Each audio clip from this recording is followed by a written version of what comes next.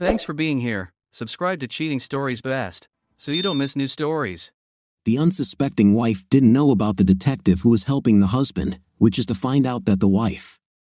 Today's story with a similar plot. Enjoy watching it. 20 hours from Singapore to O'Hare with a stop in Taipei. I flew business class, which was only slightly better than economy, and on my birthday, it barely bothered me.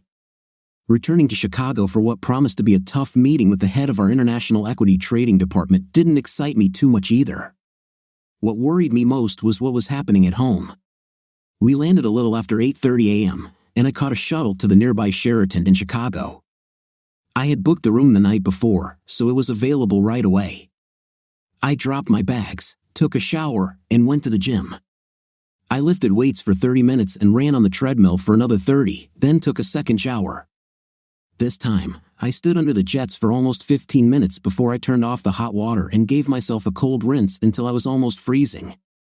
Anyone can tell you that April in Chicago isn't warm, but I stuck it out until my teeth started chattering.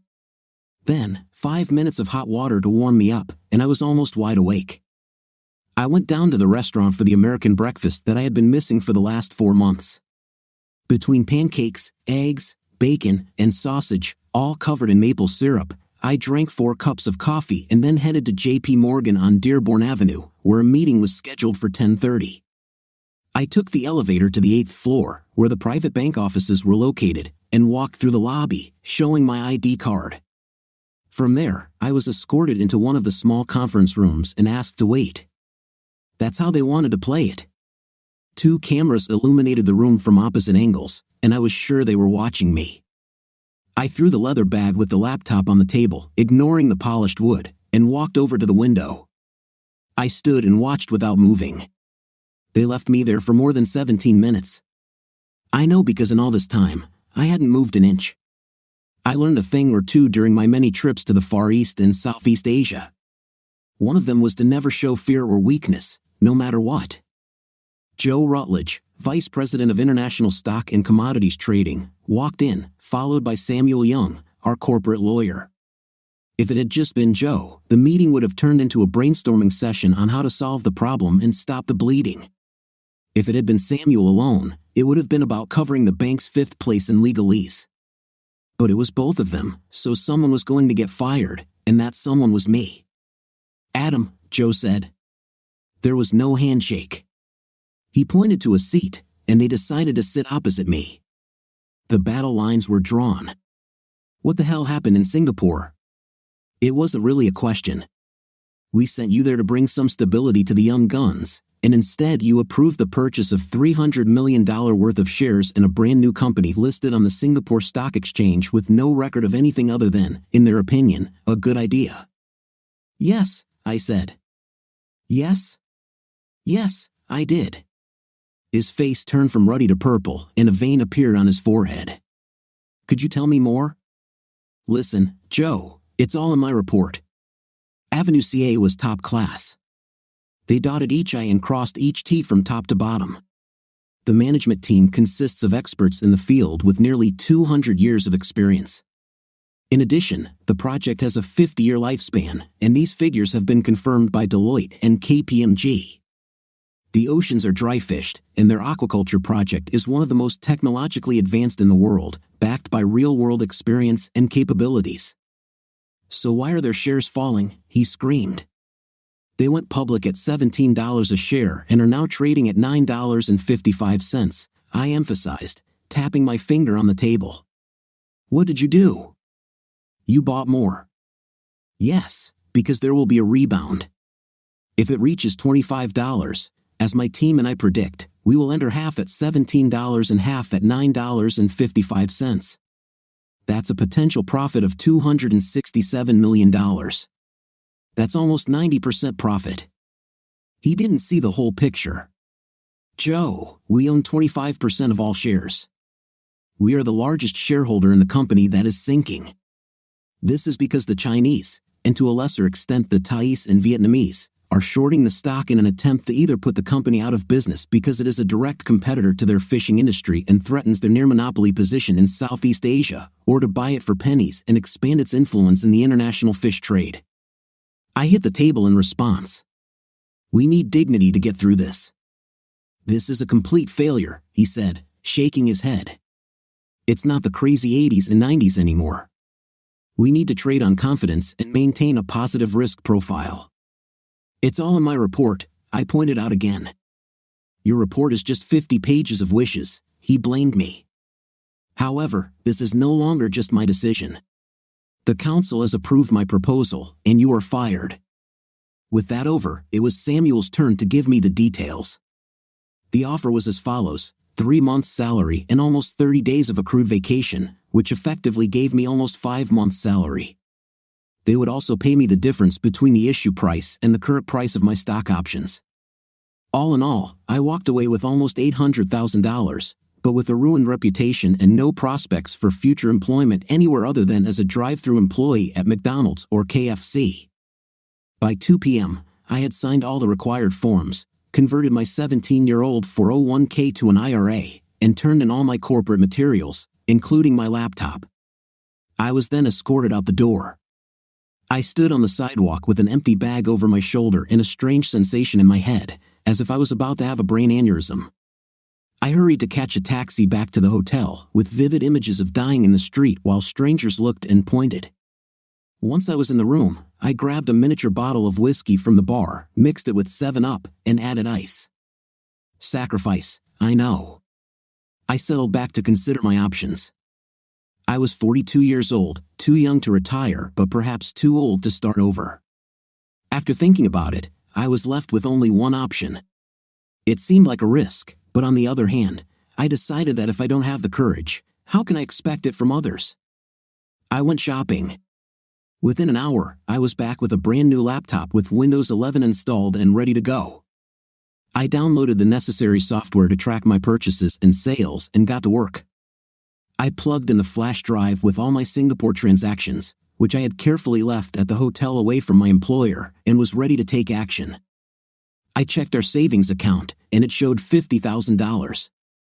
My investment accounts totaled $150,000 but required 24 hours notice. I did this, then sold some of my blue-chip stock portfolio. With my salary and stock option payout, I figured that I should have over $200,000.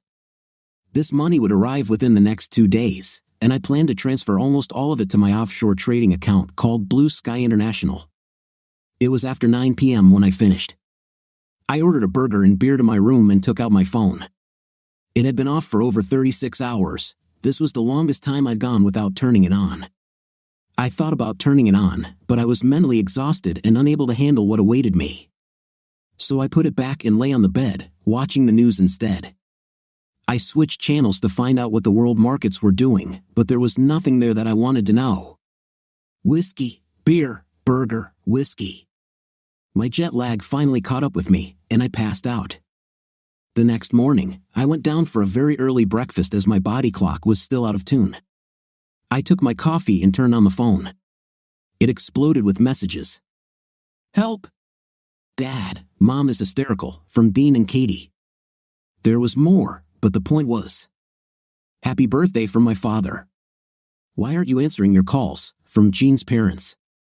"Happy birthday, Dad," from Dean and Katie. "Happy birthday and good luck, Adam," from the team from Singapore. "Happy birthday, son," from Dad. "Happy birthday, little brother," from my sister Georgia. This was followed by more calls from Dean, saying that Mom was sad and crying but had calmed down. There were no calls from Jean, no birthday wishes, no explanations as to why everyone thought she was acting strange. It was as if I didn't exist. I caught an 8:30 flight to Springfield, took an Uber home, and walked into a real mess. The kids had left their games, soda cans, and plates all over the living room. The floors looked like our vacuum cleaner had broken. It was even worse in the kitchen, a pile of unwashed dishes in the sink, the dishwasher was full, and the trash can was overflowing. I took my laundry down to our laundry room, where there seemed to be a couple of weeks' worth of unwashed clothes. I sorted the whites and lights from the darks and started washing. When I returned, I started cleaning from the living room to the kitchen. In the living room, there were 2 empty bottles of wine and stemmed glasses, both with traces of different lipsticks on them. Our bedroom looked like it hadn't been cleaned in a long time. I put on clean sheets, changed the pillowcases, and ventilated the room. The children's rooms were surprisingly cleaner, messy, but cleaner. Since I was in cleaning mode, I lifted, put away, and did the rest. I vacuumed the floors and emptied the trash cans. It took almost 3 hours before I felt like I had the situation under control. Then I went to my office to turn on my laptop. The first thing I did was check the Southeast Asian aquaculture stock, CA. They had dropped. My mother died 5 years ago from breast cancer. We discussed Gene. He said she had seemed sad and depressed for the past 2 weeks. He said she looked broken but for no apparent reason. Weird. I checked our bank transactions, and there was nothing out of the ordinary. Even stranger, I checked the messages on our home phone, but there was nothing unusual there either. I spent some time drying and folding clothes and then decided to see what was for dinner. The short answer, not much. I went to the garage and connected the battery to my Audi A6. I pressed the start button, and it started. For the first time, I drove to the local supermarket, loaded up my basket with staples, and returned with ingredients for Thai green curry and jasmine rice. I cooked the rice in water and coconut milk with a piece of ginger to add flavor. I stir-fried chicken strips with baby zucchini, baby Asian eggplant, crushed lemongrass, fresh minced garlic, heaps of Asian basil, fresh coriander leaves, and green chilies. I added 1 1/2 cans of coconut milk, 2 tablespoons of green curry paste, the zest and juice of 2 limes, a tablespoon of fish sauce, and finally a teaspoon of sugar to balance the acidity, and let it simmer. I chopped 4 spring onions, fresh coriander, and basil leaves for garnish. After serving the food on plates, I set the table and poured myself a beer. I was halfway there when Jean's car pulled up and the kids burst in, screaming, "Daddy's back," when they saw my car in the driveway. I hugged them both at the same time and kissed them repeatedly. There were tears in my eyes, and Katie was sobbing, hugging me and shaking her whole body. Dean tried to act as befits his almost adult status. We remained in this situation for quite a long time. When I finally looked up, I saw Jean looking at us. She looked strange, almost dreamy, and a couple of tears rolled down her cheeks. She waited until I stood up with our children still holding me, then came over and kissed me softly on the lips. "Welcome home, Adam." There was not much enthusiasm in her words, and her demeanor and body language conveyed a certain sadness or discomfort. Her gaze did not stay on me for long. "This smells delicious," she said, inhaling deeply. "What is this?" "This is Thai green curry," I exclaimed. Dean and Katie looked at me blankly. "I don't know what it is, Dad, but it sure smells good," Dean said, smiling and hugging me again, receiving more kisses from Katie, who had her arms around my neck, hanging on me. "You two go wash up and get ready for dinner," Jean ordered. "Hurry. You'll have plenty of time with Dad after dinner." She came over and gently hugged me, kissing me on the cheek. "You look exhausted, Adam," she said, examining me. "How did you come back so soon? I thought you'd be there for another 8 weeks." "It turns out my bosses didn't like some of my initiatives," I admitted. She turned pale. Her mouth opened and closed like a fish's. "Well, this is," she searched for the word, "an accident," she said with difficulty. "Let's see how something will happen. What about you?" I looked at this almost stranger in front of me. After being married for 15 years, she acted more like an acquaintance than my wife.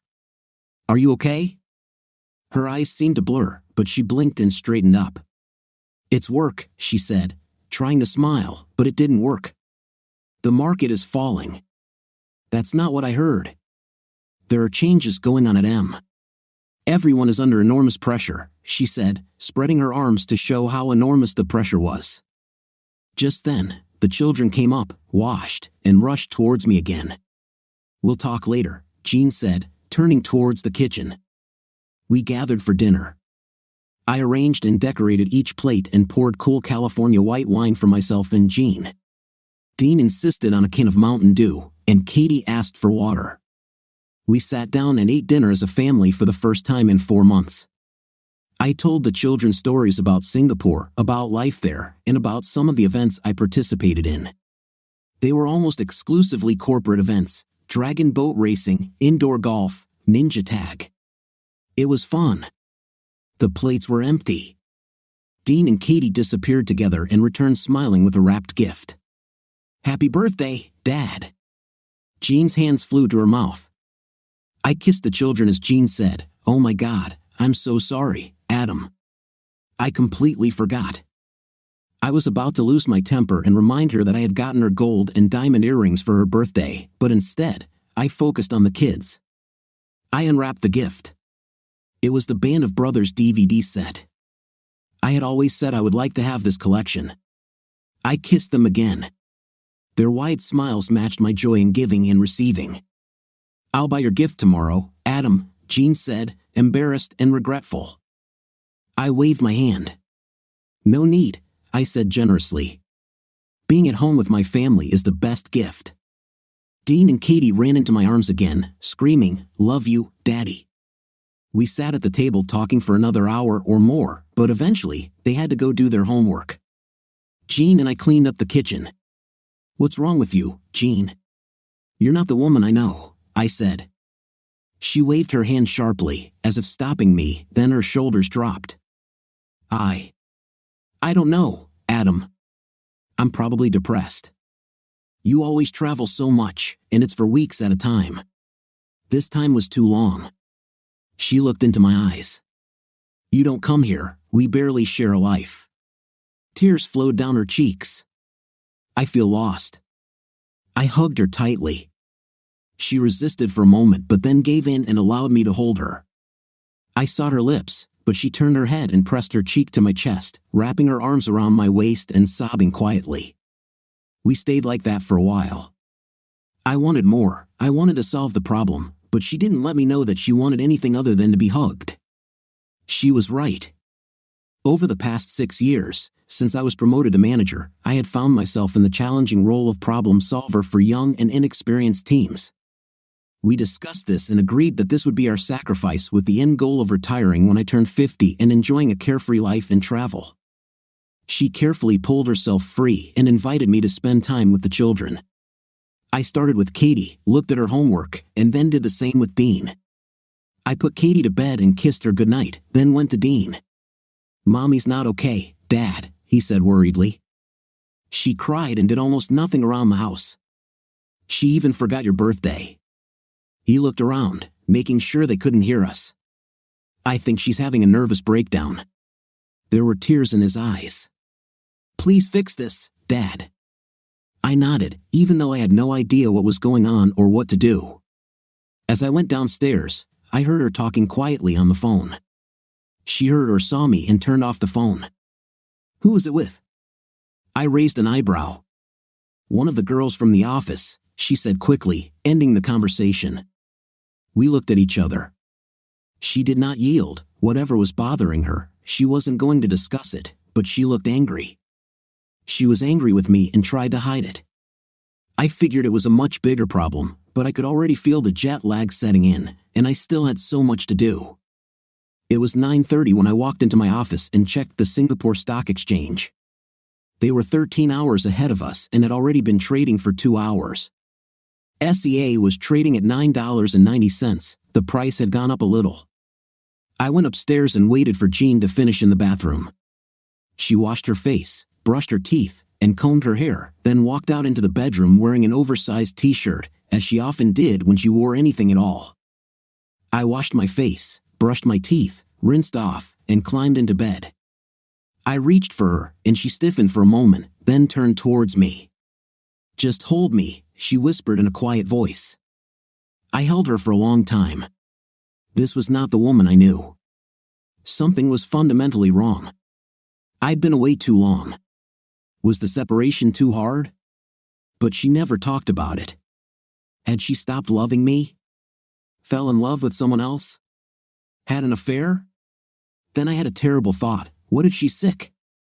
What if it's a terrible disease, and she doesn't know how to tell me about it? All these thoughts swirled around in my head with no answers. Eventually, the jet lag and all the high emotions of the last 2 days kicked in, and I fell into a restless sleep. I had dreams in which I was chasing a nameless and unknown shadow, never catching it. I woke up at 4:30 in the morning, still feeling tired and dazed. I decided to go for a run and promised myself to buy melatonin tablets from the pharmacy to help regulate my circadian rhythms. I ran for about an hour and returned to find that Jean had left, leaving a short note asking me to feed the children and take them to school. It was still early, so I decided to check my bank account. The money from JP Morgan had arrived, so I transferred it to my offshore account. I checked CIA stock, and not only had it given up its previous gains, but it was trading at $8.99. It was not in free fall but was descending like an escalator. I was torn between fixing my marriage or my financial future. Was it possible to do both? I spent as much time as I could with Dean and Katie, asking them general questions about what they had been doing during the months I was gone. Their answers were vague, except for some company events with Mom and her boss, Anthony Miller. They played mini golf, went to the movies, and had dinner. Katie didn't seem to notice anything special, but Dean must have noticed my expression and was quick to defend. It was always with his daughter Evelyn, Dean defended himself. She always said that Mom was so important to the company, as if we were all one big happy family. Katie nodded in confirmation. Yes, Evelyn was always with us, she agreed. I smiled at them all and told them I was glad they weren't sitting at home bored while I was gone. But now that I was back and summer was coming, I wanted us to go on vacation and have the best summer ever. They squealed with joy, and I received more hugs and kisses. I drove them to school and made an appointment to meet a couple of friends later in the morning. Then I called George Tess, my old mentor. He was my manager when I first entered the trading floor and taught me many invisible currents that no computer program or application can teach you. Everything is driven by greed and fear, he told me over and over again. We talked for a while. He still lived in Chicago and was a registered broker running a small company for several old clients. We discussed my accreditation. I was registered with the SEC, a member of FINRA, and also registered with the Illinois State Securities Department, having signed an AML, anti-money laundering, compliance agreement. We agreed that I would send him an electronic copy of the SEA prospectus and discuss it later that day. I stopped at the HSHS Community Pharmacy opposite St. John's Hospital. It was convenient on the way to my first meeting of the day. I was walking out with melatonin and some vitamin tablets when I saw Jean and Evelyn Miller leaving St. John's Hospital. They held hands and looked like two women connected by common grief. I watched them quietly as they walked with their heads and shoulders down, devoid of hope and dreams. They got into a waiting taxi and disappeared into the traffic. What the hell was that? I went through all the possibilities in my head for what could have happened last night, but nothing matched. Was my wife sick and didn't tell me? Was Evelyn sick? They looked depressed and leaned on each other for support, but neither looked sick. This was too emotionally connected for it to be just an acquaintance. A friend? No, more than a friend, perhaps even a lover. Whatever it was, they both shared a deep affection. My mind insisted they shared a love for each other. Crap, now what? I decided to take the rational and logical route, or at least the best I could under the circumstances, and went to my meetings. I presented the opportunity for CIA shares and did not hold anything back, including my resignation. Julian knows, my first interviewee, said he would get back to me later after discussing it with his investment club. My second interviewee was Aaron Goldstein, an old-fashioned retailer with deep pockets. He immediately liked the idea and, after spending some time on the computer transferring money, agreed to transfer $10 million to my trading account. After completing all the formalities, I was having coffee at Starbucks on Monroe when George called. He liked the project and found a group of interested investors. We agreed on a variable fee structure, so the higher the income, the higher the commission percentage. I called my dad next and discussed the possibility of CA. He said he would like to invest $100,000 in it and would transfer the money the next day. I then discussed the whole situation I was in with Jean. He stopped talking, and in my mind, I could see him scratching his head in confusion. My father was slow and methodical in his thinking. He worked as a risk analyst for one of the state's largest insurance companies. When he answered, it was alarming. Her behavior resembled that of a woman mourning someone. Well, she wasn't grieving for her mom or dad, both were disgustingly healthy and lived in Arizona. Apparently, they liked the warm, dry climate. She had no brothers or sisters, and her several cousins were scattered across the country and were almost strangers. We talked longer as I grilled him about his thoughts, and I ended up having to agree with him. He ended the call, but not before telling me he would send me the number of a private investigator they had regularly used in the past to investigate insurance fraud. I returned home and worked on the phone with my contacts in Singapore and Southeast Asia to get an updated sense of local sentiment and review the risk profile for CA. It turned out to be almost the same as in my report. The numbers were reasonable, the management team was solid, and the project was at an early stage. The critical fact was that the management team had put their own money into it, and that was the deciding factor. They bet their future prospects on success. This strengthened my position. This was the green light for action. I just had to wait a few hours until the SSSE opened before I could start trading. While I was waiting, I called the private investigator's number. His name was Clarence Williams. I found his profile on LinkedIn and a small website called Discret Solutions. There were no photographs of him. When I called, he spoke with a slow southern accent, and I got the impression that he spoke that way on purpose. His mind was like a steel trap, and his questions were sharp and insightful. He asked for an advance of $55,000 and said that since my father had sent so many cases in the old days, he would start the next day with everything in place. I paced restlessly back and forth, drinking coffee and waiting for the time to pass. My nervous excitement reached its peak. Dean and Katie came home late from sports practice, and I spent as much time with them as I could but explained that I had a big deal in the works. Jean arrived, looking tired but somewhat more purposeful than last night. I picked up Chinese food on the way home. "Home," she announced, walking into my office and kissing me on the cheek. "Do you work?" "Hello, Jean." There was no tenderness from her, so there was no affection in return from me either. "I'd like us to eat as a family, but I have to work later in the evening, starting around 7. "Okay, that's probably not bad, I guess." She was unsure. "I have your birthday present," she said, handing me a small package wrapped in gift wrap. The little card read, "Happy birthday, Adam. With love, Jean." I usually sent more personal cards to my cousins. Inside was a bottle of Hugo Boss Eau de Toilette. I thanked her, and she leaned over to give me a dry kiss. I could be her cousin. We had dinner as a family.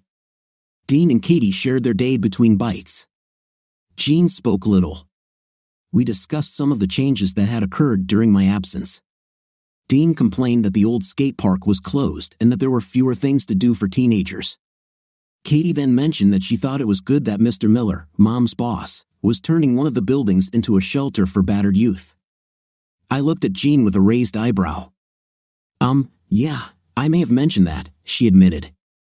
"Tony wants to create something of a legacy, and this is his way of doing it." She was very stingy with details, and I felt like she was hiding something. "I'm surprised." "I didn't think Miller did stuff like that," I said.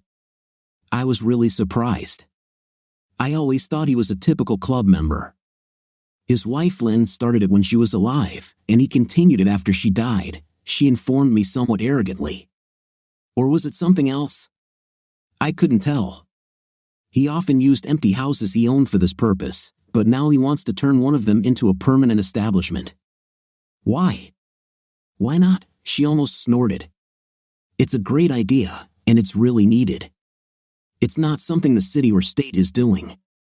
A lot of these youth end up on the street. She was about to say more but stopped because of the ears at the table. I nodded my head towards Dean and Katie, signaling that it was time for them to leave so Jean and I could talk alone. What do you mean? I looked at her carefully. There was something about it, something she didn't say. Her face relaxed, and something flashed in her eyes.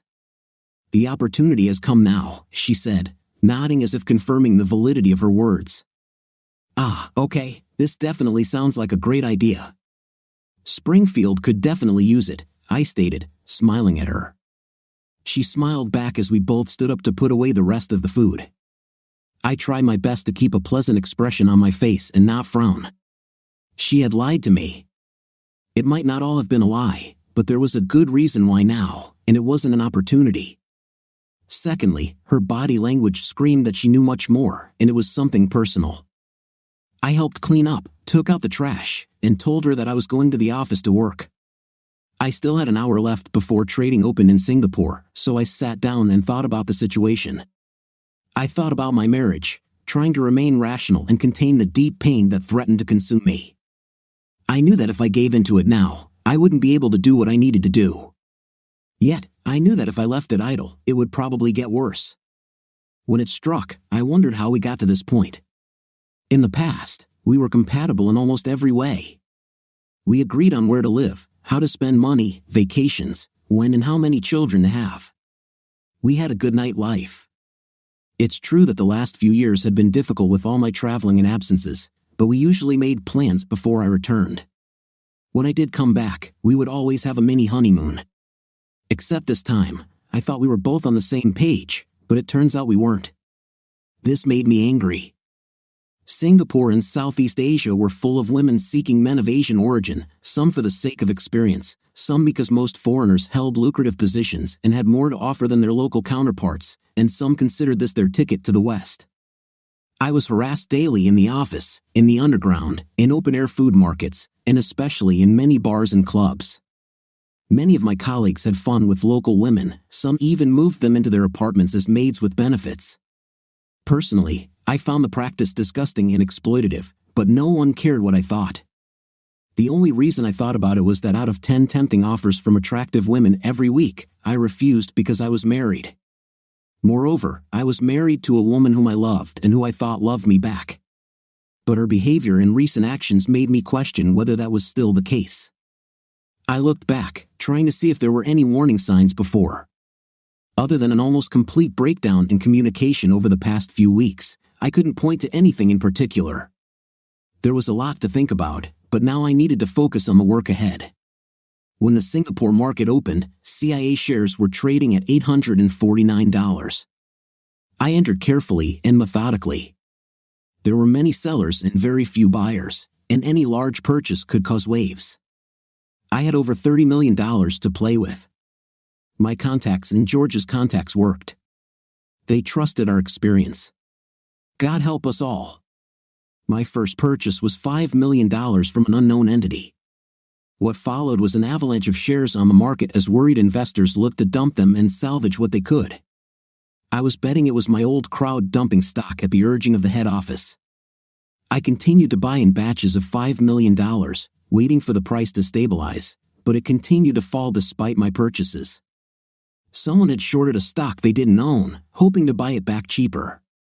By the end of the day, the price continued to fall as panicked investors tried to unload their shares, hoping to get 25 or even 20 cents on the dollar. The price bottomed out at $561 when I made my final purchase of $15 million. Our $30 million bought us just over 10% of all listed shares. This meant that we could appoint someone to the board of directors since we owned a significant block of shares, if we decided to hold them rather than sell them and realize the profit. I called George, and we both drank whiskey over the phone. My choice fell on J.P. Weiser's 18-year-old Canadian whiskey with ice. George, being an old-fashioned guy, poured himself a 10-year-old Bull Light bourbon. The final result was that our purchases provoked some investors who had been sitting on the sidelines to come in and buy at this discounted price. The net result was that by the time I logged out, the price had risen steadily to $8.72. Short sellers found themselves in trouble and lost money. I rubbed my eyes and looked at the time. It was almost 2 o'clock in the morning. I washed my face in 5 minutes and quietly climbed into bed, forgetting about the melatonin tablets in the car. The next morning, I woke up late. Everyone was already downstairs. Dean and Katie were finishing breakfast, and Jean was talking on the phone. I heard her say something about how time is of the essence. She saw me and said goodbye to the person on the phone. She made an exaggerated gesture and poured me a cup of coffee. "You must have gone to bed late," she said. I nodded, taking a sip. "It turns out your auction went well, or whatever you had." I followed her example and shrugged, trying to seem uninvolved. She had no idea that everything but our house was at stake in the sea of shares. "It's too early to say." "Let's see what happens," I answered evasively. "Okay," she said, coming over and kissing me on the cheek. "You still look tired. I'll take the kids to school." With that, she walked out of the kitchen, calling out to Dean and Katie along the way. The two shouted, "Bye and love you, Dad," and left. I poured myself another cup of coffee and went to my office. I checked the closing share price and was pleased to see that it had received a late rally as market sentiment changed, closing at $10.40. Those who held the shares should have been happy. Those engaged in short selling had to suffer significant losses. Fine. It was time for the stock to stabilize and begin trading at its potential, away from the games of hostile forces. I started sending emails and making calls. The first thing I did was contact our investment group. After that, I began researching the Miller Real Estate website. It was a regular site with information about the company's vision and mission, reviews from satisfied sellers and buyers, and a section about their social responsibility program, which focused on helping young people in need. They called it New Horizons. It was claimed that they provided housing, food, training, counseling, and help for troubled youth to find work and get off the street, etc. There was nothing else on their website, so I switched to Facebook. I tracked Anthony Miller on Facebook and found a lot of pictures of his cars, vacations, and people he knew and hung out with. There was a recent group photo from a corporate event, with the entire M team present, Anthony standing in the middle, flanked by his daughter Evelyn on the left and Jean on the right. Two things stood out. He seemed to have lost a lot of weight and looked much older, if not gaunt. The second thing I noticed was that Jean was holding his hand and looking at him, not at the photographer. It didn't mean much because you can interpret a lot from moments like this, like in a Renoir painting, but still. I checked Jean's Facebook page, and there wasn't much there other than some old pictures and posts about the family, including both of us in what I began to define as better times. There was nothing more than some good news about her work, school, and sporting events. It was so faded and ordinary that it was uninteresting. The last photo she posted of us together was more than 2 years ago. Evelyn's Facebook page included a significant number of images of Jean over the past few years.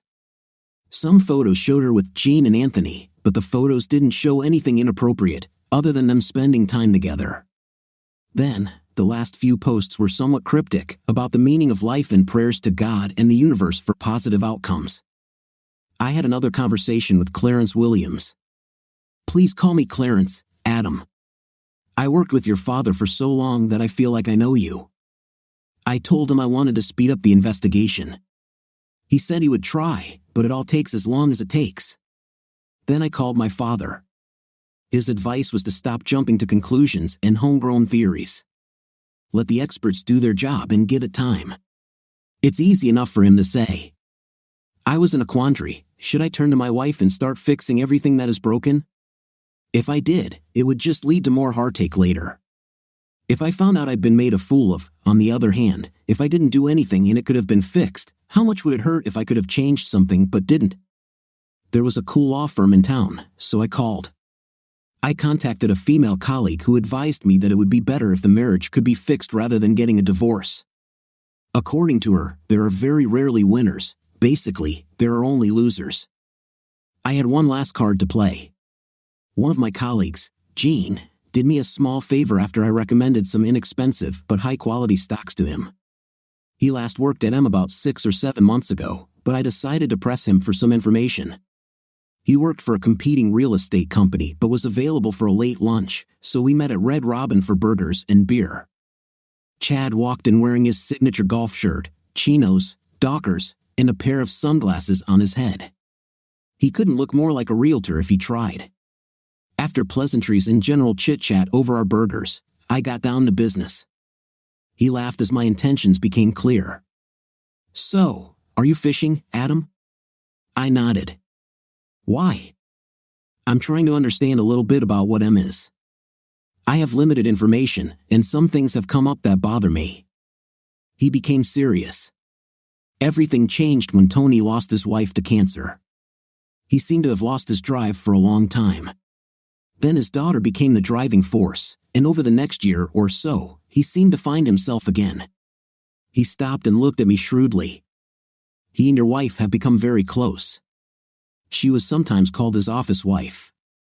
He paused to appreciate the effect it had on me, and I motioned for him to continue, as my throat was tight and I was afraid that if I tried to speak, it would sound like a rasping sound. I didn't see anything illegal per se, but you know how cruel office gossip can be, he said. One thing I can tell you is that Tony, Evelyn, and your wife spent a lot of time together. But then again, you were gone for so long, right? I shrugged helplessly. We discussed this topic without adding more. He was about to leave when he remembered something. You know, there are rumors that Anthony might have been diagnosed with cancer, right? We said our goodbyes, but I stayed and called St. John's Hospital. I presumptuously asked which ward Anthony Miller was in. It turns out he was in a separate room in the oncology department. I paid for lunch and went home. I had a lot to think about. That evening went the same way as the previous 2 nights, except that after we cleaned up, I went outside with a whiskey and a cigar. I sipped and puffed for a while. The area was quiet. Jean came out with a glass of wine in her hand. Can we talk, Adam? Go ahead, keep going, I said. You visited the website, she said, accusing me. Apparently, this was a little more advanced than I expected. I suppose if they captured visitor data, they could use it to make contact, and I wanted to know why. What? Why? Why were you checking the company website? What do you expect to find? I assume you also checked all the Facebook pages, she said, looking at me intently, provoking me to say something wrong so that she could start a fight or a confrontation. I've been married long enough to recognize the signs. What did you expect to find? Exactly what I found, I said, showing her my impassive face. And what was that? Why are you interrogating me? I don't want you interrogating me. It feels like you're snooping around. Social media pages are hardly private spaces, she said. I laughed at her, and she turned pale. Evelyn said, you also visited her Instagram. She did? I asked. Yes, Jean said. She took a deep breath and tried to concentrate. Why are you acting like this? How? I replied. That's it, right now? Why do you think? Jean said. I looked at her with a stone face and blew cigar smoke in her direction, knowing how much she hated it. She waved her hand to clear the smoke and spilled wine on her blouse. Please stop this, Adam, she said, starting to cry. Normally, I would have picked her up, but not this time. Why are you crying, Jean? I asked without emotion. You're making me sad with your behavior, Adam, she howled louder to prove her point. I simply blew more cigar smoke, creating a small cloud. Who are you? I asked her. She tried to formulate an answer but was speechless for a moment. Finally, she found her voice. I am your wife, Adam Carter. This is who I am. She looked at me intently. I'm not entirely sure, I said and walked away. She gasped and ran inside. I finished my drink, put out the cigar, and went into the office to work. CA has been strong and has risen to $192, a trend that looks set to continue. George and I got a call, and we both agreed that this was a trend, not a fluke. I stayed online and continued to monitor market activity, with the exception of blue-chip stocks, which showed a weak uptrend. The rest of the market was volatile but within expected levels. SEA was the only stock to show significant gains, but it was still a long way from its listing price. It looked like we had seen some profit-taking from those who bought low.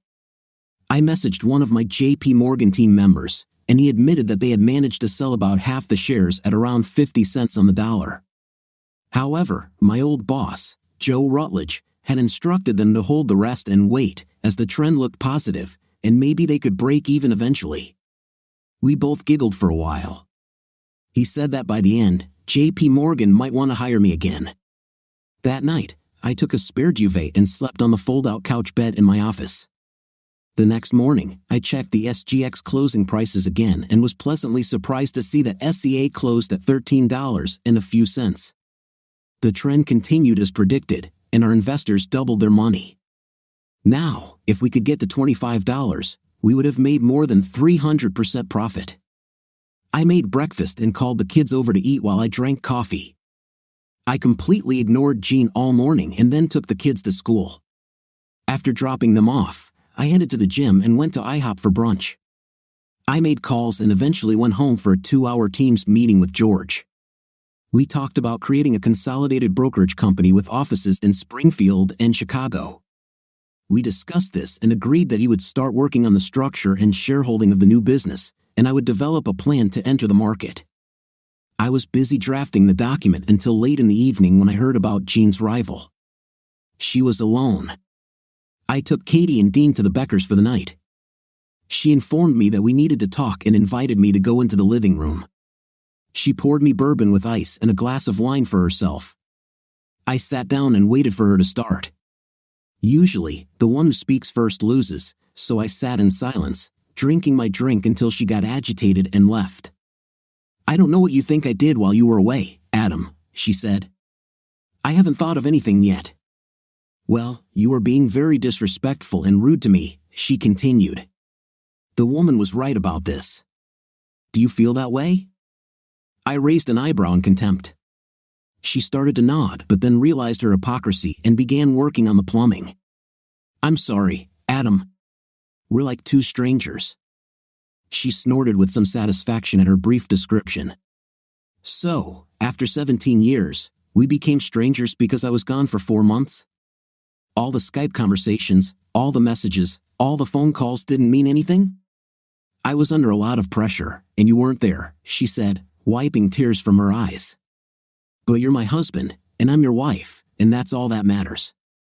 She glared at me, provoking me to contradict her. She stood up and apologized. I sat and sipped my bourbon, wondering if the woman was crazy. I heard her phone ringing and heard her speak, but I couldn't understand her words. Soon, all I could hear was the sound of the bath running. It took some time before she came down. She was wearing a soft gray knit dress that ended a palm above her knees, black pumps, and a single strand of pearls that I bought her in the Far East several years ago. I have to admit that, for a 35-year-old mother of 2, she looked amazing. In fact, she looked more attractive than most 30-year-old women.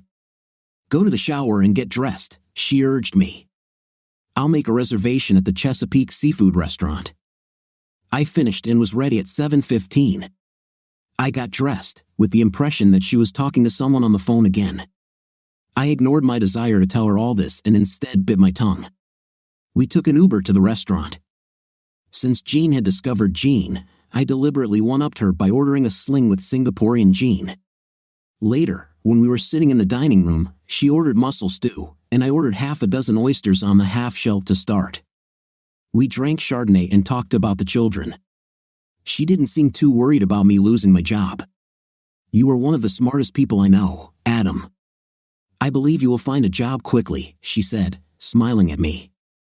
Apparently, she had no idea that I was now a corporate pariah. "Anyway, our savings will help us survive until you figure it out," she added. I almost snorted with amusement and worry. She had no idea that our entire future now depended on my stubborn refusal to admit that I was wrong about SEA. However, the evening got better, not worse, as we discussed friends, parents, and everyday topics that are the basis of any marriage. She asked about some of my former colleagues whom she had met at company parties. I avoided any conversation with them until I received some information. Then it was time for the main course. I had the captain's platter, and she had the lobster. She gave me wine, and I drank it, wondering if she was trying to get me drunk. If that was the case, she would have succeeded. The evening passed easily, and we became closer to each other. I have to say that if she was having an affair or cheating on someone, she was great at showing me how much she missed me. She looked into my eyes and was 100% attentive. We finished dinner, but instead of going home, she suggested we try some of the artisanal jeans on offer at Jean Mill. We taxied in and squeezed into a very crowded cocktail bar. We managed to get the bartender's attention and ordered a Negroni. We sipped our bitter cocktails, huddled close to each other, Jean's arm wrapped around my waist. I paid the bill, dropping the cash off to Alessandro, our bartender, and off we went, with Jean getting me out as fast as she could. It was early enough to find plenty of taxis, so we got into the first one and headed home. At home, we had an intim. I woke up to the smell of coffee and bacon. I put on my sweatpants and went downstairs. She was cooking bacon, eggs, and English muffins in the toaster, with apple juice on the table and coffee brewing. When she saw me, she came over to kiss me. "What happened last night?" she asked, smiling. "Well, this is what happens when I haven't had an intimate for 4 months," I replied, kissing her back.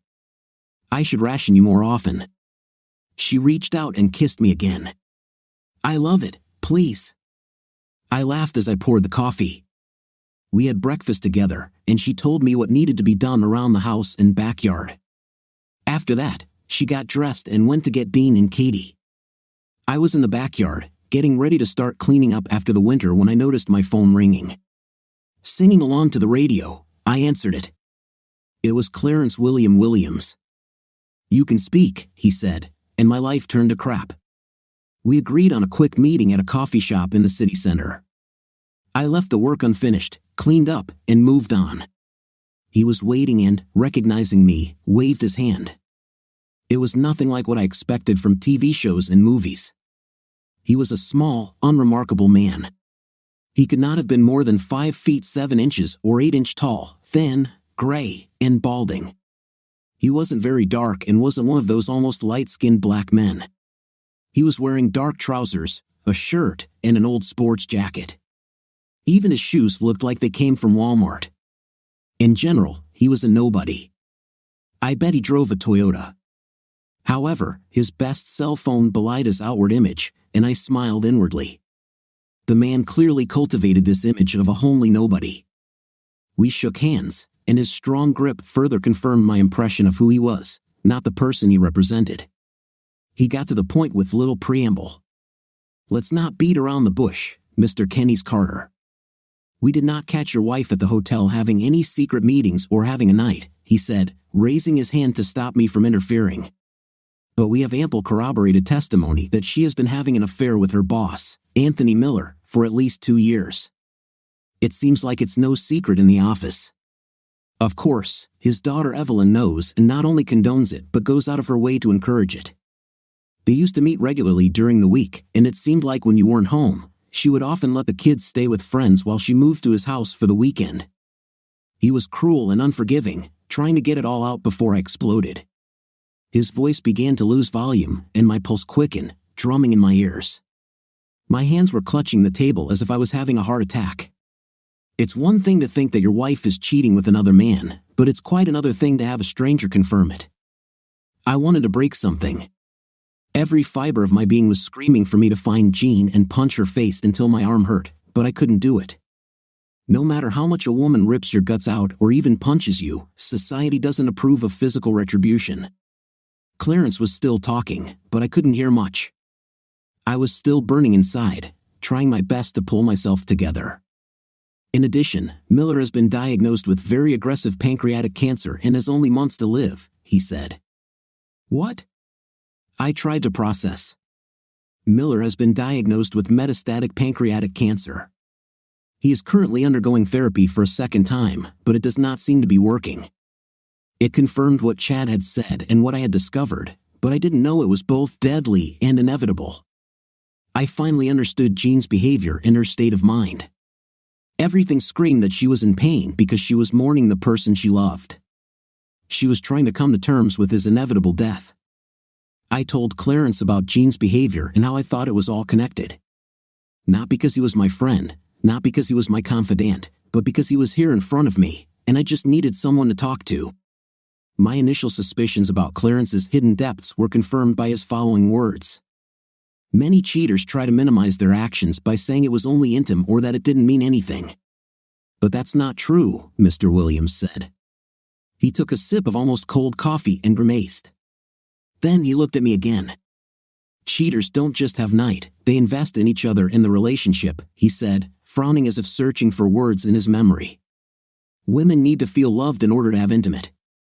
No one enters a long-term relationship just because of night. It may start out that way, but after a short time, feelings develop. Love is usually justified by the belief that a person can love more than one person. He looked up, assessing the impact of his words on me. Cheaters don't spend all their time having an intimate, Mr. Carter. They go to restaurants and movies, share moments, discuss movies, books, politics, and ideas. They develop their own language, just like spouses. They share their hopes and dreams and inevitably lament that their secret relationship is not their main one. He nodded as if agreeing with himself. They typically find faults in their spouse to assuage their conscience and justify their infidelity. Then, they discuss their spouse's real, imagined, or perceived faults with the other person to justify their immoral actions. I was shocked and devastated. I understood all of this, but it would have been much less painful to think that they were only meeting for intim. My wife was in a relationship with another man who gave her everything I gave her, but without the burdens of raising children, earning a living, household chores, and everything else. She gave him her best and undivided attention, while he provided good times without the daily routine that pervades a normal marriage. There was nothing to turn their time into a less exciting and more mundane life, which is predominantly shared between husband and wife. We talked some more and agreed to stop investigating for a while until I decided what steps to take next. He left, and I sat and thought about what my life looked like now. One thing was for sure, my marriage was over. The thought of staying together for the sake of the children was impossible for me, although the idea of being separated from them was abhorrent. The reality is that 60% of children in the United States live in separated or divorced families. It looked like my situation would be no exception. I took a sip of my quickly cooling coffee. The pain coursing through every cell of my body was real, and it would affect both Jean and Miller. I tried to contain my emotions. This irritated, sick, morbid, and somewhat irrational thinking was not going to help me. I recalled my time in the Far East, where I met many old-fashioned heads who tended to see business and even life from a multi-generational perspective.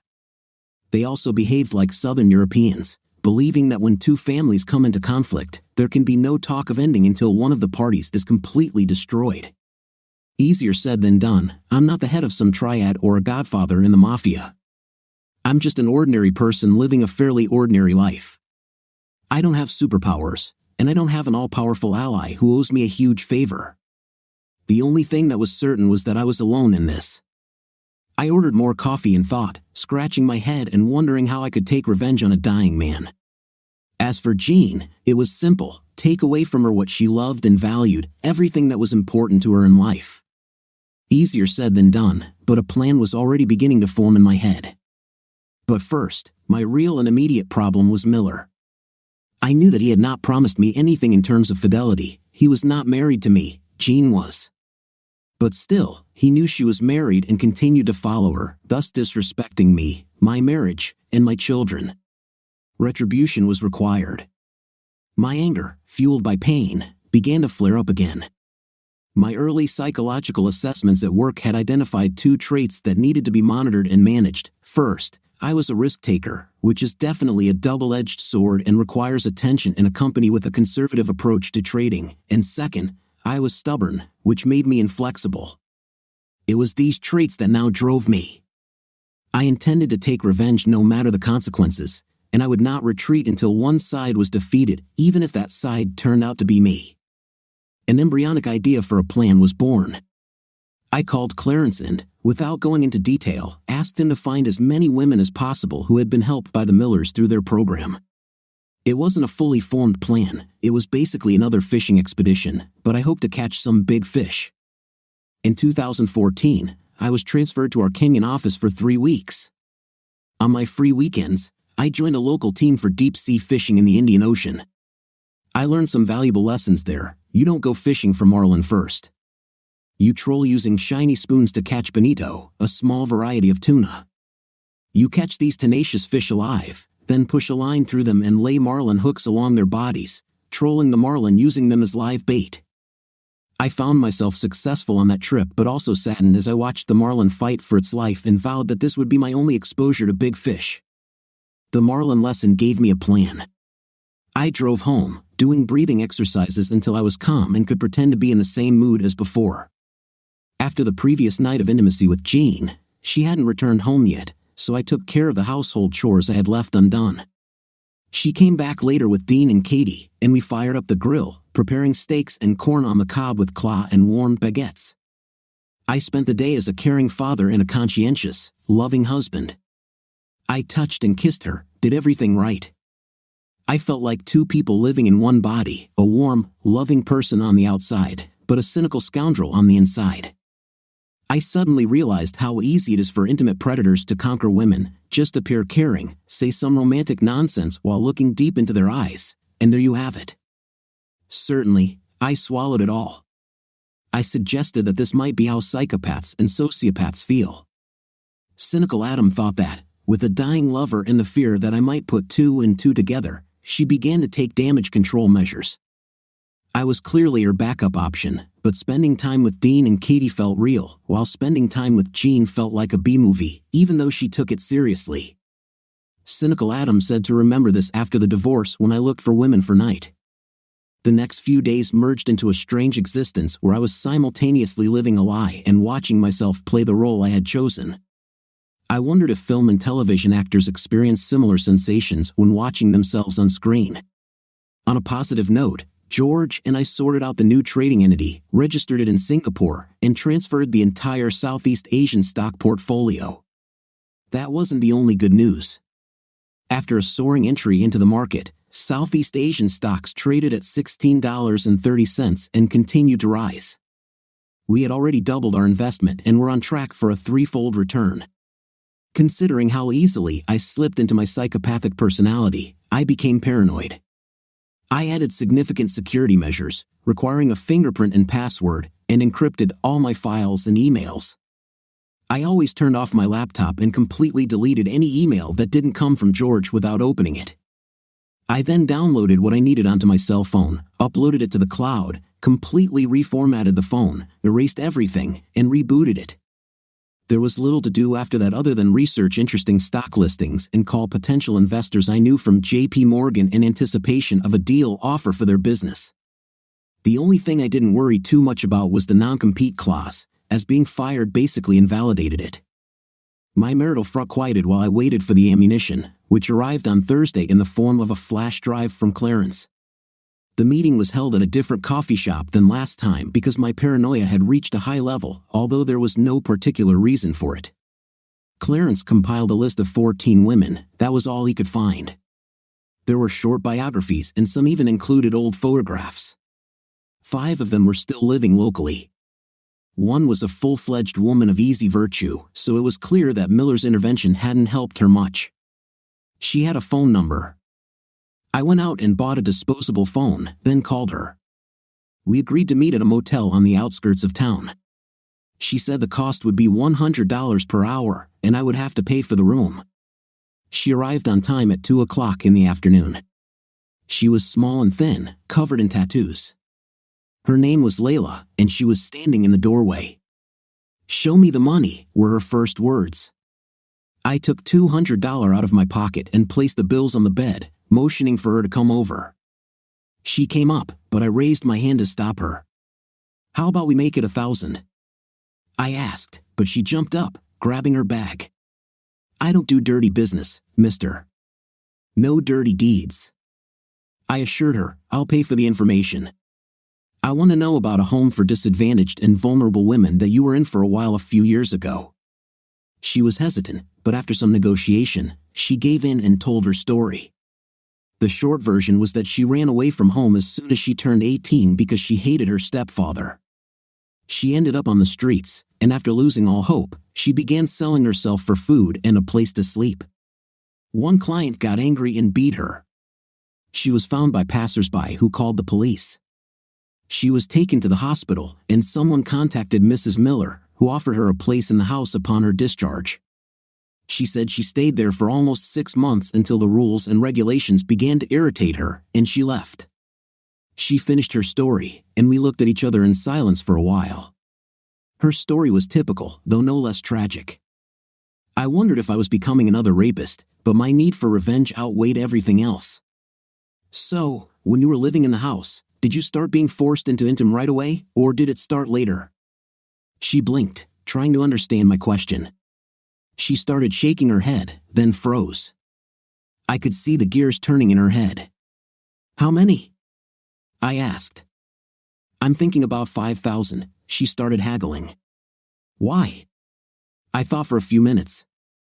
She might have been uneducated, but her negotiation skills were good enough for any corporate meeting room. Miller destroyed my family, and I wanted to destroy him. I looked at her, gauging her reaction. Should she go for the money or for the common good?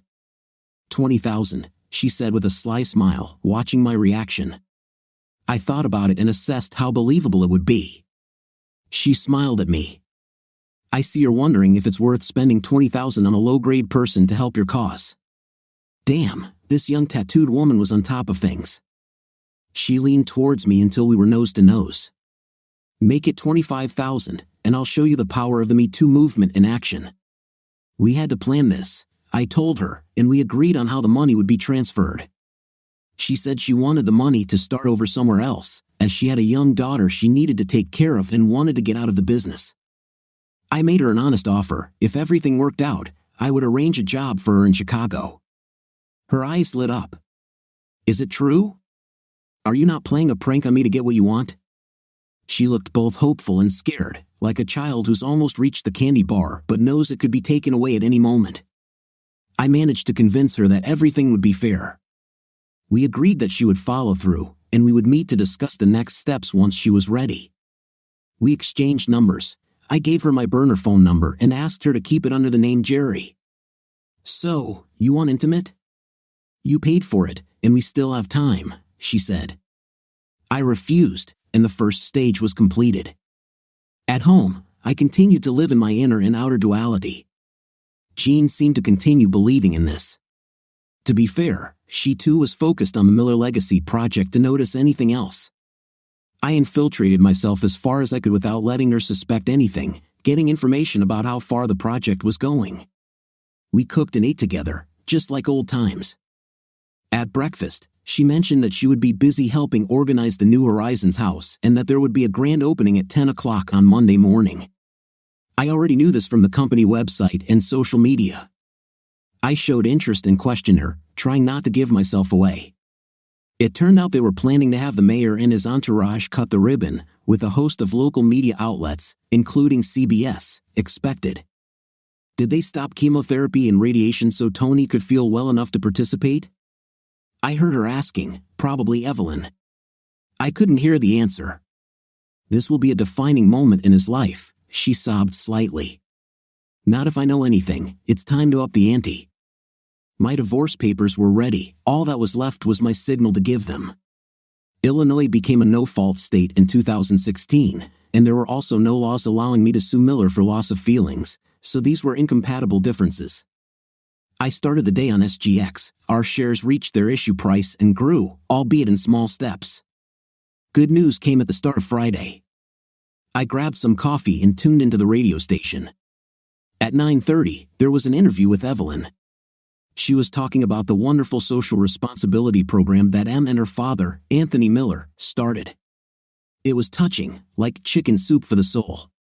She explained how the New Horizons house was simply an ongoing evolution of the program started by her mom and then continued by her dad after her mom died. Now there was an opportunity to turn this into a full-fledged and fully funded project, but it would be more successful with participation and donations from the community. The host was almost moved as they discussed its value and then moved on to listener calls. Way listeners sounded positive, and some pledged to donate. The presenter promised to post details for donations on the W homepage and even said details were on the M website and the New Horizons website. The calls continued in the same vein until... Hello? The voice on the other side was uncertain. She was asked to speak louder. Between her broken voice and soft sobs, she managed to raise her voice. Please don't believe that the house helped anyone. She was able to scream, all he did was let Mr. Miller have his way with us. She burst into tears. Layla became hysterical. Never. This never happened. My father is a good man. He would never do anything like that. The caller was still on the line. He did it more than once. Her voice rose with justified indignation and anger. Do you know who I am now? She screamed in a broken voice. I am a woman of easy virtue. I work on the street. This is what I'm worth thanks to your precious father. Her pain was palpable. "My name is Leah, and your father destroyed me," she sobbed, and the line was cut. The station went on a commercial break. When they returned, the presenter was torn between the initial interview and the need to resolve the issue. Evelyn was dumbfounded by the turn of events and tried to explain that it was nonsense and that her father was a good person who would never do such a thing. It was obvious that she believed it, but we all want to believe the best about our parents. The lines were all lit up with calls, both condemning and praising Layla. Some said she was obviously trying to make money from it, some wanted to ask Evelyn questions, and others suggested that the authorities, whoever they were, should intervene. The show's host was no fool. The story went from being uninteresting to an emotional whirlwind, with listeners adding their own versions of what was real and what wasn't. The buzz reached its peak when a voice with good diction came on air. "My name is Rita. I don't want to give my last name on air," she sounded trembling but determined. "But I left it with your producer so that I could be identified." She took a shuddering breath. "Anthony Miller took intimate advantage of me too." The lines flashed as a listener called WTI to discuss what was happening at Way. In the next minute, the lines filled with pros and cons on each side. After some time, a woman called in. She spoke in a quiet, frightened voice. "I'm a married woman with children," she cried. "I was hoping to put this behind me, but I was also harassed by Mr. Miller." She broke down and sobbed on air. Sorry. I promised I wouldn't say anything, but I can't live with it. I was young and needed help, and he forced me to do things with him. I didn't know how to say no." She switched off. "I called Vicky, an old school friend who works for the local newspaper and is a news anchor for 2 regional radio stations. I asked if she had heard what was going on at Way and WTX. I told her I was worried because my wife worked at M and the New Horizons Home Project. I asked her opinion. She wasn't sure but said she would look into it. She mentioned that if it were true, it would be the largest case in Springfield in 2 generations. By lunchtime, this story had died down on air. None of the radio hosts wanted to express their opinions. However, social media, and Twitter in particular, went wild. Initially, it was a 50-50 split, but within hours, it turned into a mad witch hunt. Grief would befall anyone who took Miller's side. Hundreds, then thousands of women took to platforms to tell their stories of abuse from a variety of sources. Some were detailed, others were a little more than Me Too admissions. Some were so graphic they were given an X rating. For several hours, it was impossible to distinguish truth from nonsense. It went viral, covering not only states but entire continents. I passed out due to a severe headache. I reached for the Tylenol. The day was still early, and the children were at school. The stress and emotions of the day left me sweating and feeling sloppy. I undressed in the laundry room, walked without clothes into the shower, and collapsed under the stream of warm water.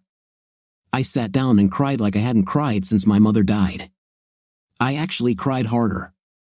Losing my mother was a blow to the heart, but this felt like a knife to my soul. I had crossed a line that could not be crossed. Nietzsche's phrase, "He who fights monsters must take care not to become a monster himself," described me exactly. Miller offended me, but I had unleashed a storm over which I had already lost control. Now, all I could do was hold on and pray. I picked up Dean and Katie and went home to make chicken stir-fry with noodles and a little Oriental salad on the side. We waited for Jean, but she never showed up. I tried to call her, but her phone was turned off. We ended up eating, and I left a plate of food for Jean in the microwave and a small bowl of salad in the refrigerator. Dean, Katie, and I sat down to play the board game Forbidden Island. By 10 o'clock in the evening, the children were already in their bedrooms, and I was left alone in the living room. When she arrived, she looked like she had been through a meat grinder. Her mascara was running, her hair was a mess, and she looked like a woman whose world had just collapsed. "Did you hear?" she sighed shakily. "Have you heard all these terrible things they're saying about Tony?" She groaned, collapsing into a chair. I handed her a large cognac, which she gratefully accepted, drinking half of it in one gulp. "I hear it sounds like your boss is an intimate predator," I said in a calm, emotionless voice. "Where there's smoke, there's fire." "No, Adam, he's a good man." He would never do anything like that. It's time to start the second phase, Jean. She looked at me from behind her cognac. You obviously don't know this man that well. It's not like you know me. I tightened the screws. You and I have no secrets. We're husband and wife, so you know what I'm capable of, just like I know you. I held her gaze. You may know Miller as your boss, but who knows what he's really like? She gasped. Has he ever tried to do anything to you? She turned pale, and I pretended not to notice. No, never. How can you ask such a thing? She tried to glare at me but looked rather puzzled. Because you are a beautiful woman, Jean. And if what they say about him is true, he must be quite immoral.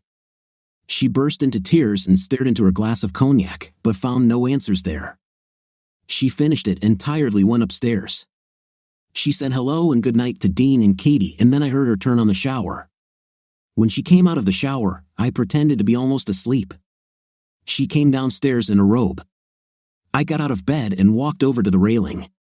She was talking to someone, probably Evelyn, from the sound of it. She repeated nightmare, then asked, but why? Why did more than one woman say he did this to her? In the end, she said she didn't think it would be easy.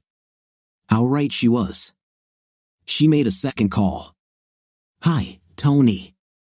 I caught bits of the conversation as she continued to tell him that everything would work out and it was all a big misunderstanding. I tried to listen as she went into the kitchen, but I heard her last words, I love you too. I heard the microwave beep, and she spent some time alone, probably eating. When she went up to the bedroom, I was already asleep. On Saturday, I woke up first and made breakfast, then drove Dean and Katie to sports practice. I returned home, talking on the phone with Vicky. She said another woman had stepped forward, making it 4 in total. She also informed me that her sources at City Hall said the entire project was now considered toxic, and they were distancing themselves from it.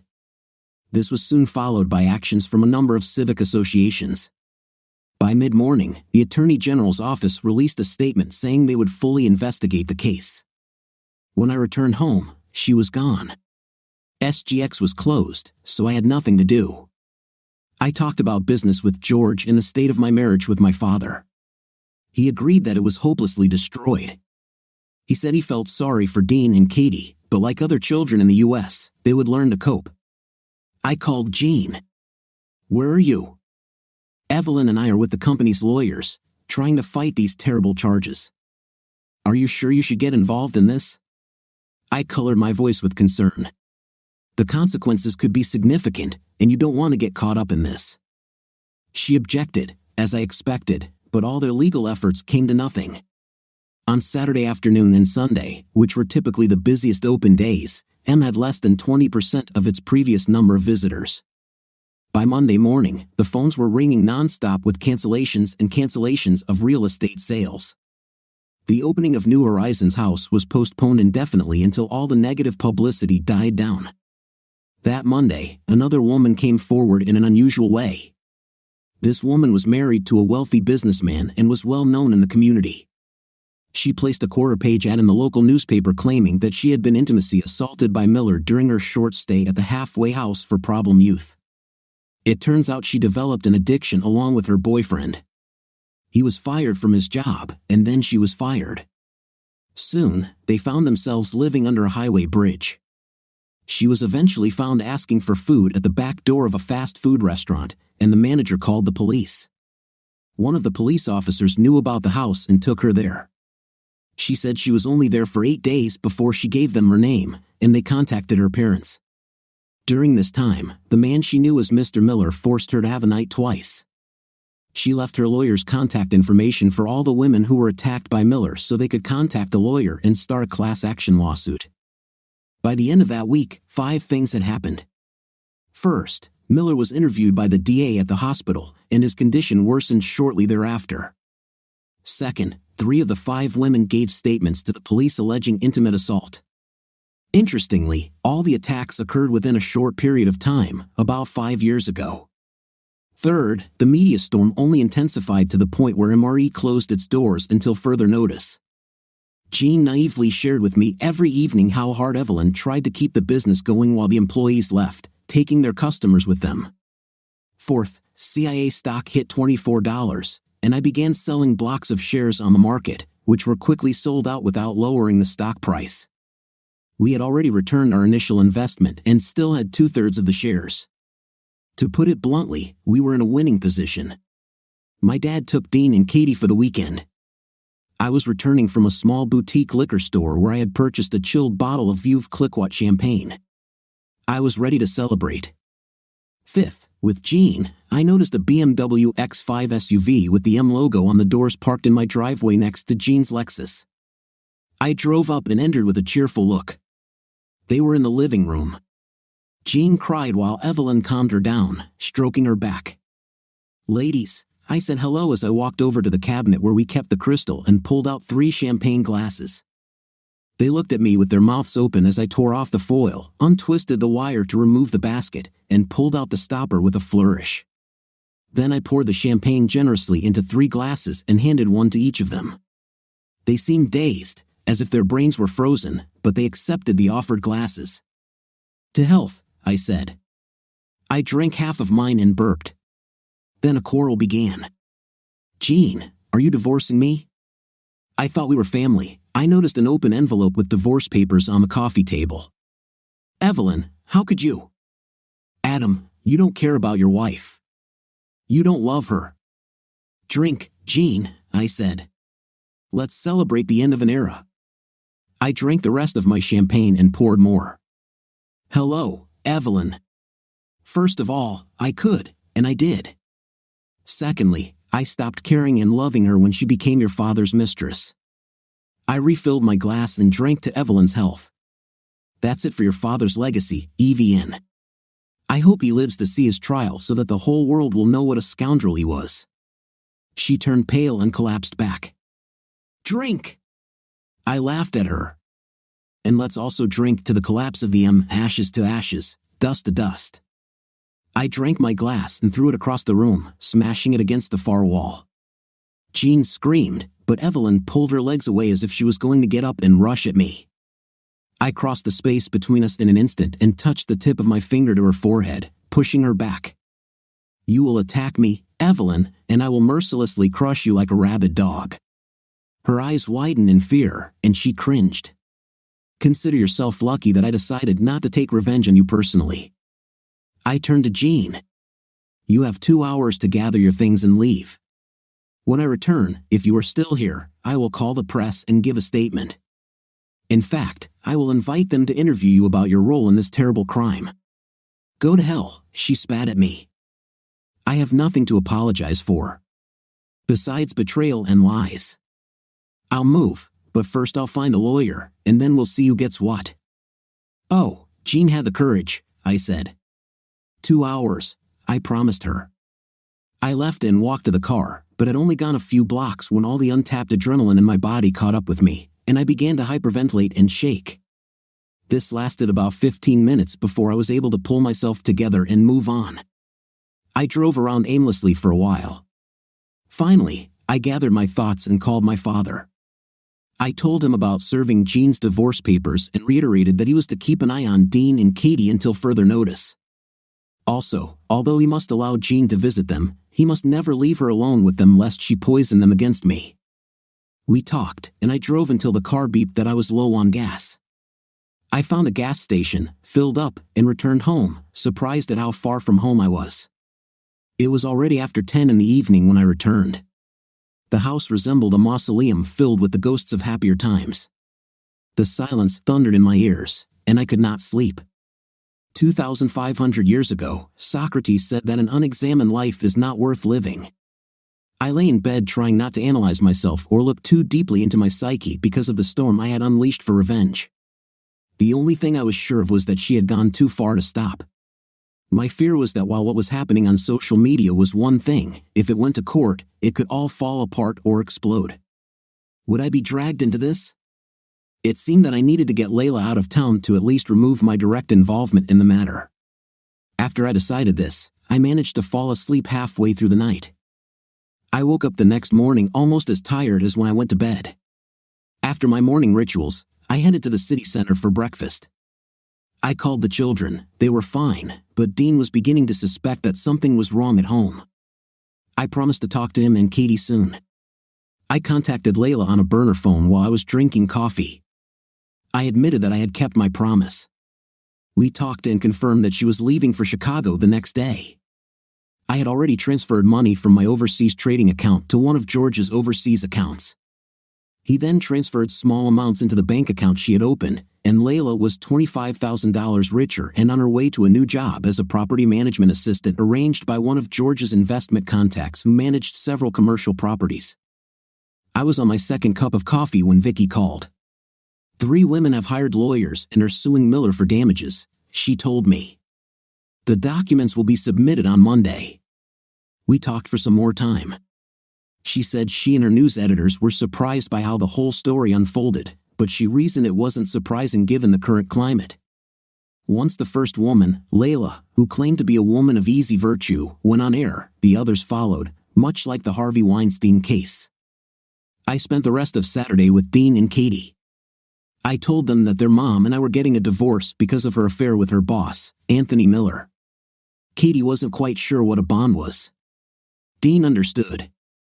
Did she sleep with Mr. Miller, Dad? I nodded regretfully. Yes, they slept together for a long time. Katie cried. Dean was stoic.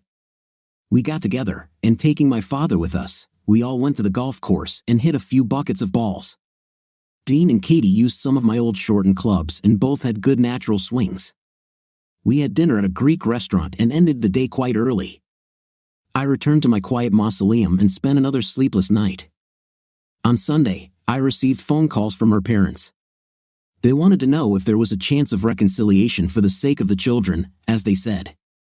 How can I reconcile with a woman who had an affair with her boss for years, and this man turned out to be an intimate predator of young women?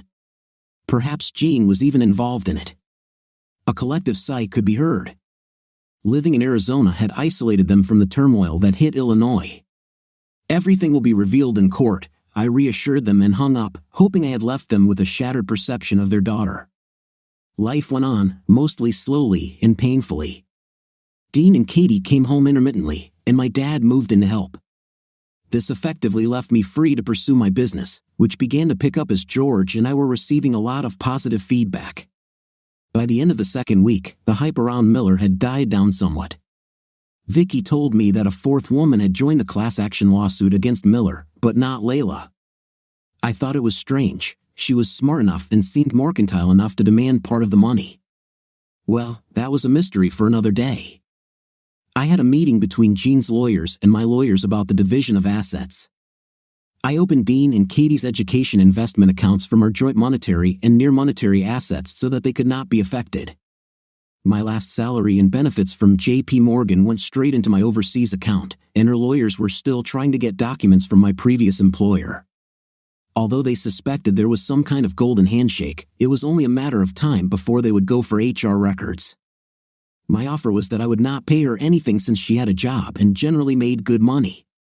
She argued that there must be at least $250,000 in cash and liquid assets. I assured them that it was lost in stocks with poor performance. Both Jean and her lawyer said it wasn't true, but I laughed. Accept the offer, Jean, or I'll take the mortgage payment off the table, and we'll argue about that too until you run out of money for lawyers. I'll ruin you financially.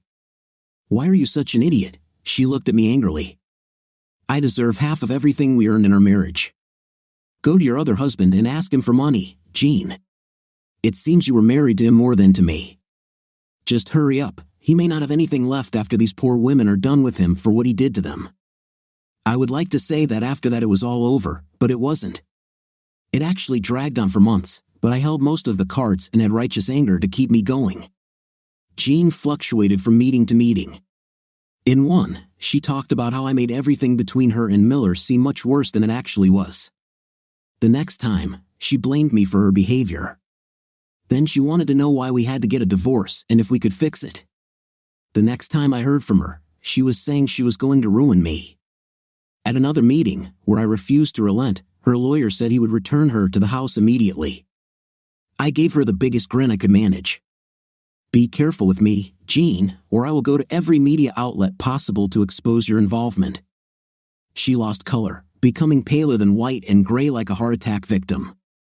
"Try it and see what happens next." As I was leaving her lawyer's office, I noticed Evelyn sitting in the foyer. She looked at me angrily. I smiled at her the way one smiles at a dead person, and her smile froze and faded. "You should have stayed away, Evelyn." "Well, now you'll reap what you sow." 2 days later, Layla was $5,000 richer, and local newspapers, Twitter, and other social networks were filled with new revelations that Evelyn Miller was helping her disgraceful father, Anthony Miller, recruit young women. The district attorney's office was criticized for not arresting Miller or taking action against his daughter. The district attorney held a press conference, saying they were still in the early stages of the investigation.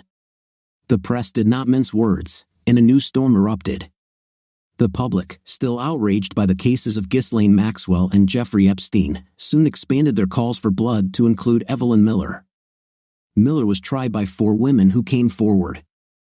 I began to get seriously anxious and suffered from insomnia. Going to court was a huge risk for me and could easily ruin everything. 6 weeks since I returned from Singapore, I was working from home as usual when the doorbell rang. It was Evelyn. "What do you need?" I asked, not meaning to be nice. "Can we talk, Adam?" "No, I don't want anything to do with a night predator like you." I glared at her and closed the door, leaving her standing outside. She rang the bell again, just as I knew she would. "Please, Adam, just to talk," she begged. I wanted to laugh out loud. "Where's your self-esteem now, instead?" I said, "Fine." Her eyes lit up, but I raised my hand to stop her. "First, put your purse and phone in the car." I watched her do it and then said, "Wait here." I closed the door and discreetly positioned my burner phone so it covered the entire living room and started recording. I opened the door and motioned for her to enter. "Take a seat," I ordered. "Crap," she sighed. "What are you doing?" I kept my eyes on her, making sure she wasn't hiding anything. Her upper chest, neck, and cheeks turned beet red. She pushed me away angrily. "Okay, speak up," I said, letting go of her and moving to the nearest sofa. She looked unsure whether to stand or sit, but I motioned her to the seat opposite me. She sat down on the edge as if she needed to run at any minute. She brushed her loose hair out of her face and pulled herself together. "I thought you were a good guy, Adam," she said, looking for answers on my face. "Yeah, nice guys finish last, don't you know?" She nodded as if I had confirmed something. "I know it's you, Adam. It was you who created this whole nightmare." I just looked at her impassively. She probably thought I was a snake in her Garden of Eden. "Stop it. Stop it now, Adam," she said. I sat and looked at her silently, so she changed course. "I know that Jean's affair with my father hurt you. Whoever it is, all this nonsense about my father intimately assaulting women is a lie and needs to stop. It must be abandoned." I laughed in her face. "There's nothing I can do now. It's up to the court. Please, Adam. Please stop this. I know you can." I smiled sadly. "Now that your world has collapsed, you want me to help you? Where were you when your father slept with my wife?" Her face turned red again. "Oh yes, you helped by making sure she agreed to become your father's mistress." We looked at each other in silence for a long time. I could read her face as she chose and then rejected arguments to influence me. Finally, she asked, "Where are you going to stop, Adam? When will you be satisfied?" Her eyes darkened, then tears rolled down her face, and she became visibly empty. This was not an act, she was a defeated woman. "I'll never stop, Evelyn." She shuddered at these words, her eyes widening in horror. "There will be no ceasefire. There will be no peace until your family is completely destroyed." I spoke slowly and deliberately, wanting her to understand that this was not a game. It was real and would only end with the complete destruction of the Millers. She realized the truth of my words and fell silent, thinking everything over. Then she surprised me by making one last attempt. "Do you want revenge, Adam? Do you want me to be your lover?" She twisted her hands and looked at the floor, unable to meet my gaze. She was in her mid-30s, unmarried, and without children. Her Facebook page indicated that she had recently separated from her last partner, so she was free. I looked at her. She was slim and fit, with nice legs and a large rear that was popular thanks to Kim Kardashian. Her breasts were firm and quite large, they weren't ugly. Are you suggesting that we go to your father's hospital room with jeans so that I can sleep with you in front of them, Evelyn? I raised a questioning eyebrow. She turned pale and stood up, her hands pressed to her chest in a protective position. You're a pig, she screamed at me. You dirty idiot. I jumped up and grabbed her hands. Yes, but I am not an intimate predator like your father. I did not abuse defenseless women when they were most vulnerable. Your father did, and you will be destroyed just like you. Everything he built and everything you built will turn to ashes. She staggered to the door and ran to her BMW on unsteady legs. I watched her hesitantly drive away down the street. I had mixed feelings, satisfaction that I had hurt her and that I had given her a foretaste of the pain to come. At the same time, I was sickened by my ability to be so merciless and cruel towards other people's feelings. It was early, but I decided it was time for a drink, perhaps more than one. I spent the rest of the week moving between lawyers' offices. Meanwhile, I continued to work on attracting new clients. There was a small IT company on the Hong Kong Stock Exchange that looked promising, and a natural gas exploration company drilling in the Indian Ocean off South Africa, and Mozambique was listed on the Johannesburg Stock Exchange. George and I were completing our preliminary research before presenting to the investor group. A class action lawsuit by 4 women against Miller was in full swing. The Millers, led by Eve and their army of lawyers, tried to soften the situation and reach an out-of-court settlement. The district attorney was hesitant about how to charge a man on his deathbed, so we all waited with bated breath. A particularly juicy detail was what happened in closed-door meetings between prosecutors and the Millers. When Evelyn denied that her father was a night offender and that the women were lying, one of them leaned forward and said, "Do you want me to describe him in detail?" Everything was said except the screams I heard. The Millers were ruined almost to the penny. All the properties owned by the company were sold, and the women walked away with payments exceeding $2 million each. The amount was not disclosed, but it was huge. This was effectively the end of M. I needed one more action to complete my revenge, so I went to the hospital and entered Miller's room, looking official and walking as if I belonged there. No one stopped me. I came to make sure he knew who destroyed him, his legacy, and his entire life. You slept with my wife, and I ruined your life, Miller. You will die knowing that your reputation is ruined, your company is ruined, and the world hates you. I looked at him without regret. Was she worth it?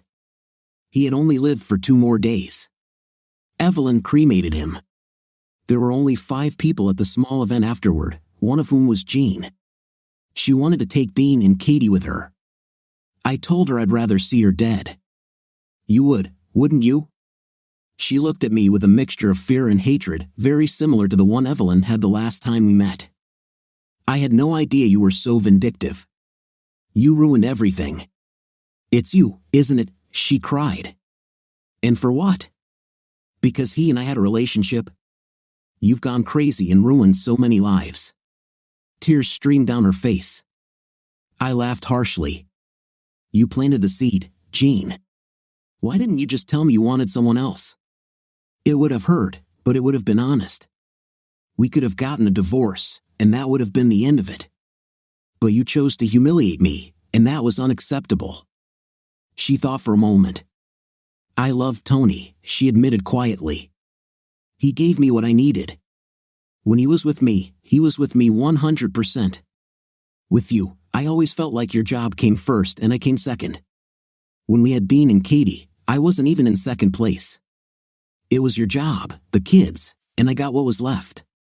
She looked into my eyes. I needed someone to put me first for once. I could have walked away and left her with her happy memories, but I didn't. I took out my phone. Listen to this, I said. Was she worth it? She heard me say, no woman is worth it. He was out of breath. You destroyed everything I built. My whole life. I laughed harshly. It's your own fault, Miller. I set you up well. How? How did you know? How did you know I was using them for night favors? There was a long pause while I tried to process it, then I started laughing and couldn't stop. There was a crash when I dropped the phone. I finally pulled myself together. I didn't know, I said, laughing again. Oh, the wonder of it all. I didn't know, Miller. I thought I was making this up, but now I understand why these 4 women did what they did. All it took was one small crack, and then the dam burst. Go to hell, Carter, he choked out, trying to breathe. These women owed me, I said. He tried to stand up, showing that he had not yet lost his bravado. I slept with your wife, and she loved it. She loved me for it, and I loved taking her from you. I bet she cost you everything, and now the whole world knows you as an intimate predator. Jean collapsed to the floor and became catatonic. I left. She was no longer my problem. When Em was selling off assets as quickly as possible to free up cash, I bought the house they were turning into a New Horizons home for next to nothing. Putting all the participants together was not easy, but everything came together as if it was meant to be. Once the deal was concluded and completed, I placed ads in local newspapers and went on the radio to announce that I had purchased the New Horizons home and would be turning it into a full-fledged shelter for abused women. This shelter would be run exclusively by women, with no men involved in its operations or day-to-day management. I renamed it Carter's Joy House in honor of my mother. My father cried and kissed me. Dean and Katie were impressed. The house was placed in the foundation, and my father and I were trustees along with the 4 women who sued Miller. They were all more than happy to participate, and each of them added a little of their own newly acquired means to make this dream a reality. Local and regional media called it Project Phoenix and heaped praise on me and the women, although I tried to stay out of the spotlight as much as possible. Besides creating a social responsibility initiative, it also gave me an added advantage in the eyes of the judge when it came to my divorce. As a result, Jean received primary custody rights. I had to pay child support until Dean and Katie were 18, and Jean could stay in the house until she made 50% of the mortgage payment. She wouldn't have to pay any child support. At one of the meetings where we were trying to figure out who would get what, she claimed that I had hidden the money. I told her to back off or I would make her life hell, and surprisingly, she did. She became very careful around me, choosing her words carefully to avoid upsetting me. I guess it looked like fear. I told her she would receive a significant inheritance from the sale of the house, and that was it. It took a while, but we eventually got divorced. I bought a 3-room apartment so that the children could stay with me. I saw them almost every weekend since Jean went back to selling houses, and weekends were her busy time, so I was winning. Sometimes I missed them as I started traveling a lot again, especially to the Far East, but overall life wasn't bad. I laughed at myself, she was bad, but not that bad. For years after the divorce, Jean began dating an older man. They lived together for some time and got married a couple of years later. Dean and Katie said he was a good guy. I remained single and didn't get into serious relationships, which you could say meant I still had trust issues. After a long time, and at the insistence of my father, I began seeing a trauma therapist and started to feel better about myself and life in general. But there was still a long way ahead. What do you think of our story today?